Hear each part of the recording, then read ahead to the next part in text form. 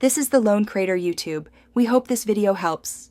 You start by verifying permissions because lacking edit rights stops you mid-process. Open the source list in modern Sharepoint and inspect columns, content types, and views so you know what to reproduce. Once done, decide whether you need only the schema or the full dataset including attachments. That choice changes the tool you use.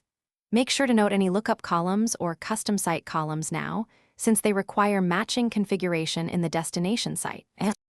Next, create the destination structure. If the list is small, use Save List as template and include content.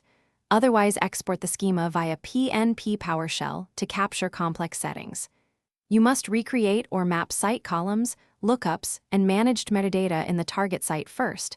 Otherwise, imported items will lose references.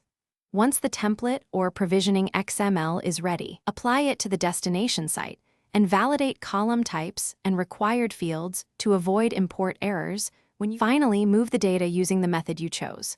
Quick Edit for small sets, Power Automate for incremental sync, or PNP PowerShell Import CSV for bulk imports. After import, verify item counts, attachments, and permissions to ensure parity. If something fails, check for column type mismatches, missing lookup target items, or throttling from large batches.